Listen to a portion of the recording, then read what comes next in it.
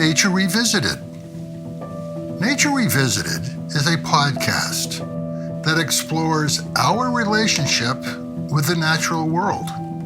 It consists of interviews, stories, and discussions that highlight the notion that nature is not a place one goes to, but rather a place one is already a part of, that we are nature.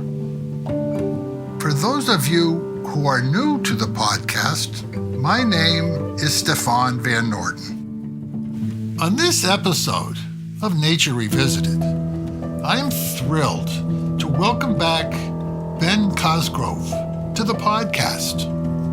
Ben Cosgrove is a traveling composer, pianist, and performer who has recently released his new album, Topograph. Ben has often described himself as a musician suspended somewhere between genres. Quote, I am either a singer-songwriter who doesn't sing or a composer who behaves like a singer-songwriter. Topograph is a collection of 16 new songs that were inspired by landscapes of upheaval and change, of water and air moving land around, resulting in songs that are as lush and diverse as the scenes that inspired them. Strings, horns, accordions, percussions, and even a few voices that swell in and out to illustrate scenes of moving islands, eroding dunes, collapsing hillsides, and landscapes being made and unmade. On this episode, we will also feature some of the music from Topograph and get Ben's comments, impressions, and stories that went into the making of Topograph. Ben joins me from Maine, where he has just finished a series of concerts to share this new collection of his songs, Topograph. So Ben, welcome back to Nature Revisited. It's a pleasure having you on the podcast again. Thanks so much for having me back. It's great to be here. Talking about your new album, Topograph. Let's start with, how do you see your relationship with the planet, and how does that relationship influence your music? It's a really good first question. I guess I see my relationship with the planet as always changing, and arranged to use my music as a ironclad reason to force me to constantly be monitoring, paying attention to it, keeping track of where I am. There's certain things about being a musician that involve, you have to move around a lot. You're in a different place every couple of days, most of the time. And a lot of people wind up being burned out by that. In a weird way, by choosing to write music about the experience of being someplace and figuring out what it means to you, it has made my career a lot more psychologically sustainable. So how would you describe your music? I would describe it as instrumental music inspired by landscape, place, and geography. I say at every show, I'm really a geography nerd trapped in the body of a piano player, and feel lucky that I stumbled on this as a way to kind of indulge all of my interests at once. It's mostly piano-based music, but there's kind of a little bit of everything in there. I try not to limit it stylistically too much in my own kind of self-conception of what my music should sound like. It winds up always being kind of the product of whatever I'm influenced by over the years. You've often said that you are a songwriter and not a composer. What's the difference there? I probably technically am both. Composer just feels a lot more pretentious to me. I'm sure it's accurate. I guess I don't know. It's funny. I do think of the things I write as songs, even though there are never even words in them. They're 3 to 5 minutes long. When I perform, I kind of write a set list and then mix them all around. I kind of operate like a singer-songwriter who happens not to sing at all. So let's go back a little bit. Can you talk about some of the influences on your music, such as Beethoven and Mount Monadnock? I was a very precocious kid, kind of eccentric, and I taken piano lessons when I was like 4. And by the time I was 5 or 6, I was completely obsessed with Beethoven. Mom loved telling the story. I had like a plastic bust of Beethoven I sort of dragged around with me everywhere I went, like a teddy bear, sort of a Calvin and Hobbes sort of situation. As I went through my childhood, I started taking violin lessons when I was 7 or so, and then began playing trombone and a bunch of brass instruments as I got into high school. And influences are kind of coming at me hard and fast in every direction for the first couple of decades of my life, which I feel very lucky for. I had people in high school feeding me old jazz records and guitar and upright bass. Wanted to learn how to play rock music, and I learned to play jazz trombone, and I picked up some drum stuff. For a while, my idea about what I would wind up doing was being like an arranger or like a studio musician, where it would be helpful to do a little bit of everything and be the master of nothing, which I guess I've wound up only doing the second part. Now, I want to know about Mount Monadnock. Oh, Mount Monadnock. Yes, a very influential landscape in my early life. We'd spend our summers quite near the mountain all summer every year. And my family is all kind of scattered around that general area. This is southwestern New Hampshire. And my earliest memories of exploring and like being confused by a landscape and finding pathways between places and feeling this like satisfying snap of your mental map rearranging itself, becoming clearer and more three-dimensional, came from all these years in my childhood, riding my bike around this big mountain and walking across the mountain in one direction and discovering that this trail actually meets this one. That feeling has stayed with me for my whole life. Whenever I'm in some new city or some new landscape, I really love exploring and in deepening my understanding of where I am in relation to the rest of the world. And a lot of my music comes directly out of that process. I would like to share some of your thoughts and expressions about some of the songs on Topograph. And I would like to start with Paper Birch.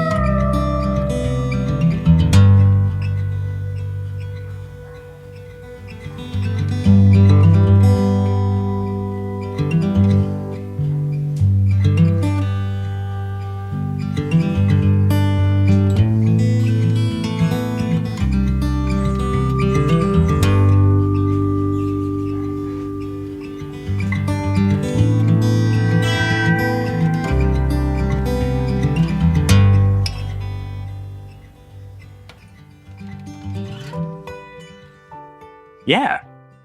I'm so happy that Paper Birch was able to make it onto this record. It's a melody that I've been kicking around for years and years and years and never really knew how to develop.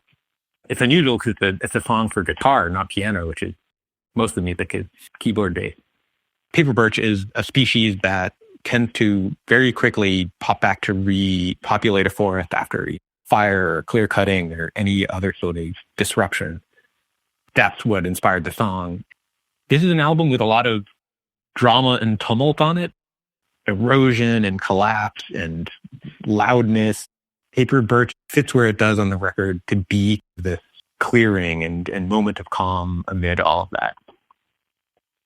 So you often refer to yourself as a traveling musician. How does your travels give your music a sense of place? I'm always quick to point out that I'm never trying to make anything that is a portrait of a place that I would ever expect anyone to listen to any of my songs without explanation and be like, oh yeah, it's probably Ohio. These are all more like personal essays without any words in them.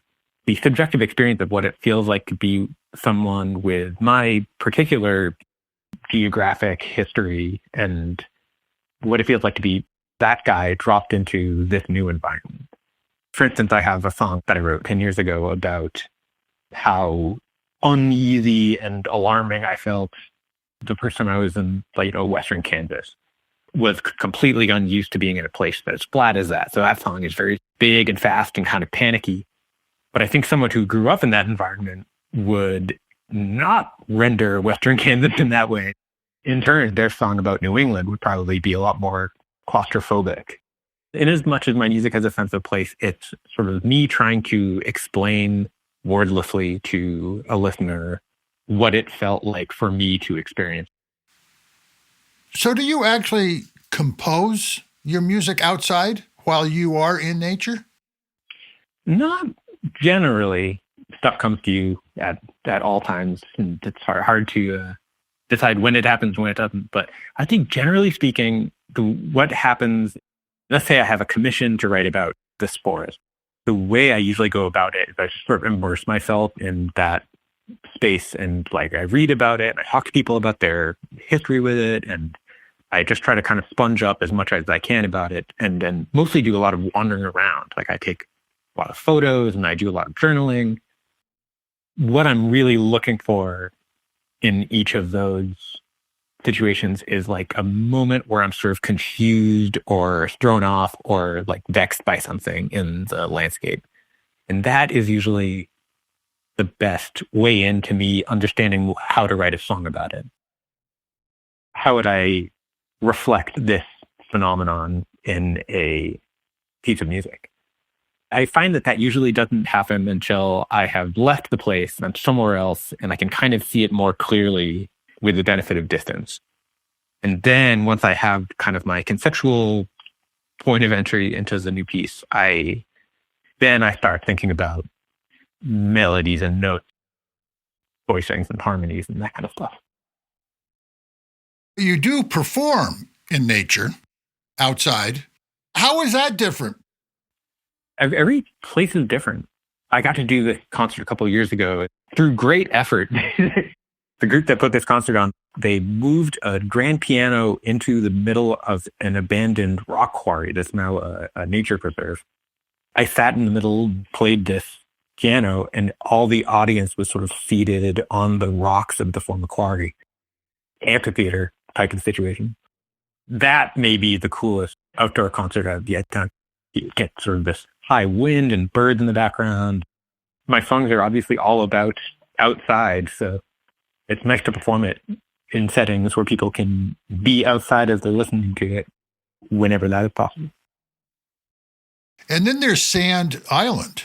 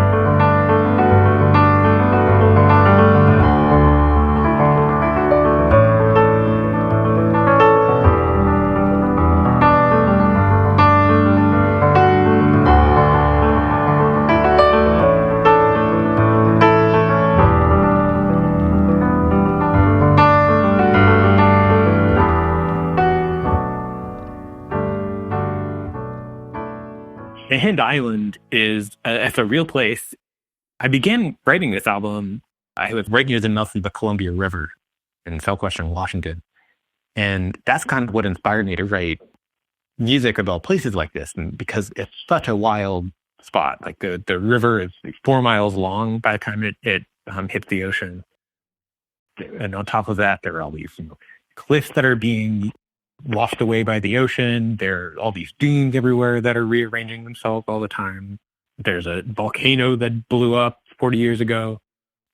The shaping of the landscape in a spot like that feels very present tense. That's kind of where this album began. And St. Island is the northernmost point in Oregon. And in part that's because it has moved from one side of the river to the other since they drew the lines between the states. So it's now like right off the coast of Washington. But I loved the idea of a watery environment being so wild that an island can move around like that. Can you describe how what you experience in nature actually gets transferred into your music? Oh, yeah. Kind of like what I was saying earlier, my songs almost never incorporate field recordings or imitations of the natural soundscape. I'm really looking for, in sort of a useful therapeutic exercise for me, always kind of like trying to keep track of how I am being influenced by the space I'm in. Do I feel exposed here? Do I feel claustrophobic? Or do I feel disoriented? Or do I feel exhilarated? I think it's really interesting how something as basic as like, the shape of the land you're on can influence your mood and your feelings. There's so much nuance in all of those feelings. I find that it's really, really great material to write instrumental music about. So in this album, I hear a lot of references to water. Do you hear music in nature? And where is the intersection of music and nature for you? I don't think there's one point of intersection. I think they operate according to similar principles. There is a lot of water in this album. This album is especially concerned with landscapes that are being reformed by air or water. Being, as I am, someone who's really specifically interested in the shape of land, there's hardly any force on the planet more influential in determining what land is shaped like than water. There are songs about glaciers, and there are songs about ocean, the crashing ocean waves, songs about rivers. Yeah, water comes up a lot in the themes of my work, for sure.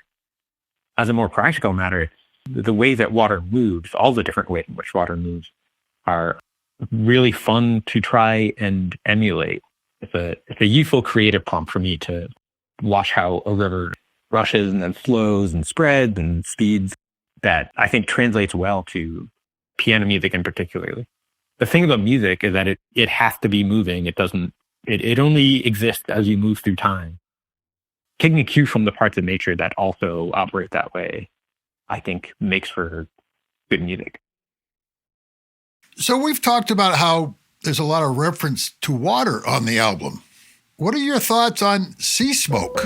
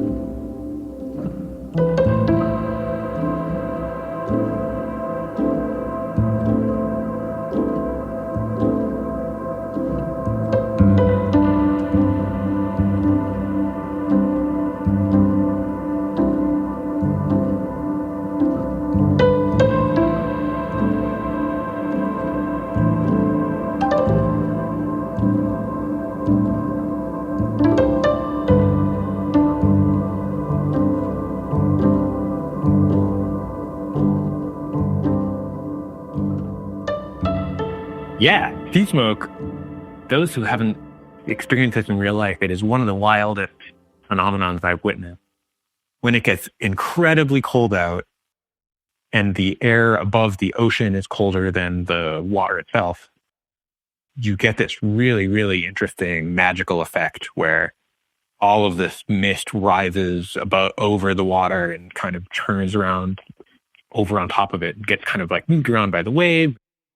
It's a hard effect to describe. It's very sort of entrancing and immersive. That song is meant to imitate it. It's recorded on this treated piano where we put napkin tape over the strings to make it more percussive. as the song goes on, these sort of layers of ambience and mist grow around that piano part and overwhelm it. Cello player on there playing some accordions, and there's a lot of really fun songs in that. And how about swale?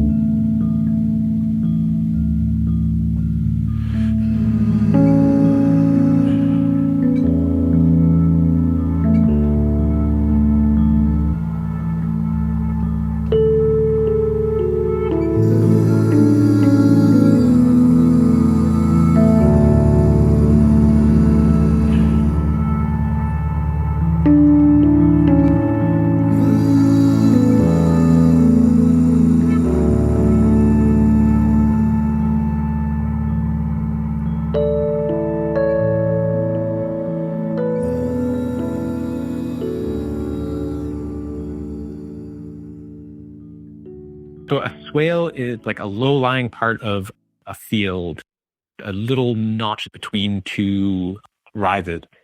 And because it's slightly lower than the rest of the field, gradually this small depression becomes deeper and deeper and deeper as more and more water over years tends to move down towards it and slowly wears it away.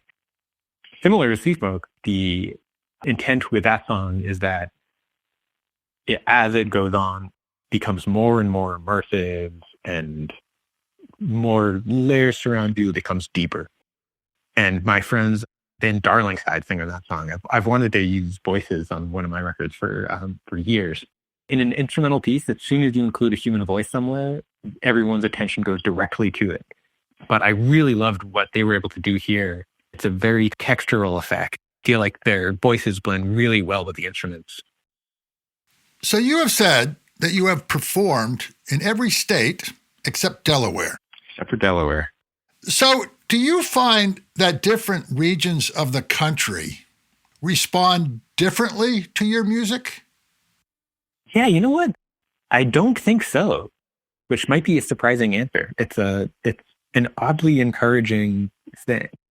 Not only across different geography, but I play in universities and art museums, and others are at dive bars and jazz clubs. I find that in every one of those settings, landscape is one of those things that everybody agrees on. Everybody has an experience, no matter where I am or the political persuasions of the people in my audience. This is one of those last remaining things that we can all kind of fruitfully talk about. So that's been a really encouraging thing to discover. For instance, one of the best audiences I ever had was in Montana. They had me out to this ranch, 50 miles down a dirt road, and they had all of the ranch employees come out and listen to the concert. I don't know how much I had in common with these guys, but they were the most engaged audience I've ever had because a rancher does nothing but think about the shape of land. It was a real eye-opening experience. I wound up going back and playing at that ranch several years in a row. So you are also a writer. What do you focus on in your writings, and where can someone find out more about them? I tend to write about the same things that I write music about, but I do find that it's really helpful to have to do both. The process of writing music about landscape, it's so abstract. You have to kind of zoom out so much from your raw experience and figure out how to retell it in this other new medium that it's really satisfying when you're writing an essay or an article. It sharpens my thinking about places to have to describe and tell about them in these totally different forms. I've done a lot of stuff for Nature publications, and I wrote for Wild Sam travel guides Vermont book a couple years ago. I gave an essay last year to an exhibition guide about this great landscape painter. It's kind of all over the place, but it's my website is a good, I think, information desk for where to read some of it. BenCosgrove.com. Whatever you're looking for that has anything to do with me, probably a good place to start. And finally, something maybe we're all looking for, refuge.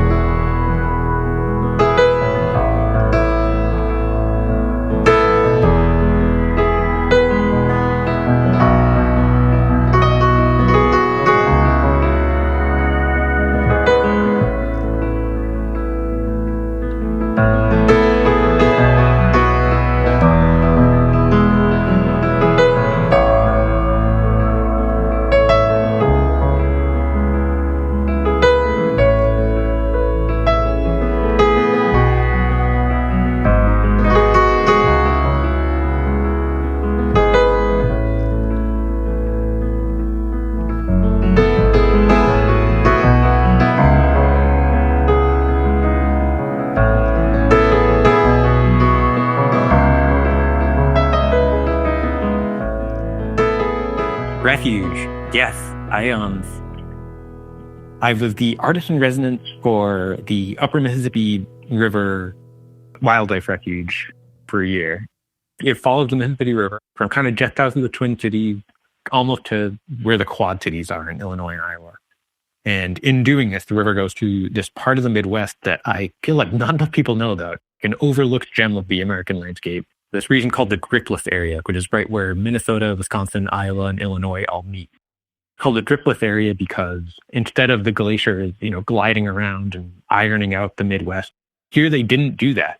The river, as it passed through this section, is surrounded by all these hills and bluffs and cliffs and rolling river valleys. That was a really thrilling thing for me to be able to write music about. Like Tabor Birch, it was the melody that I've been trying in a lot of different ways for years and never really figure out how to land it.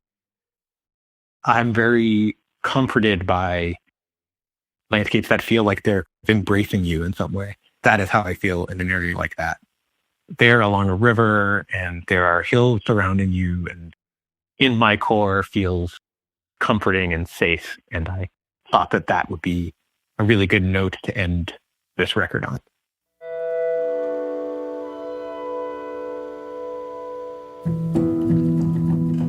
I hope you enjoyed my conversation with Ben Cosgrove, talking about his new album, Topograph. If you would like to learn more about Ben and his music, please visit bencosgrove.com. Ben was also featured earlier on Nature Revisited, episode 42, Ben Cosgrove, The Trouble with Wilderness. And I hope you will give it a listen. Norton Productions would also like to announce the publication of Nature Revisited, Stories of Hope for a Planet and Its People. Nature Revisited, the book, is a collection and celebration of 20 interviews from the first 6 years of the podcast. 20 incredible interviews transcribed from episodes with people such as Ursula Goodenough, Doug Talmy, Camille Dungy, and Kurt Meany, to name a few. People who are making a difference in the way we perceive our relationship with nature and the natural world, and who are helping to shape our future.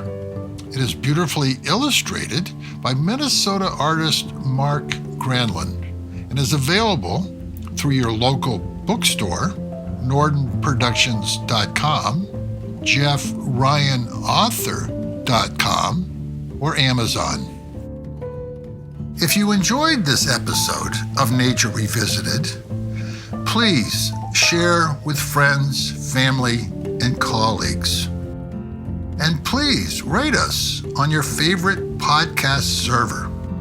It will help us to reach a larger audience. You can follow Nature Revisited on Facebook, Instagram, YouTube, and on our website, nordenproductions.com. And please share your comments and suggestions for future guests for Nature Revisited on the comment section of this episode on our website. The music for this episode is The Machine in the Garden by Ben Cosgrove from his album, The Trouble with Wilderness.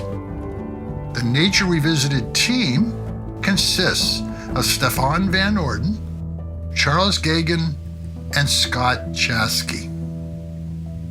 And I hope you will join us for the next edition of Nature Revisited.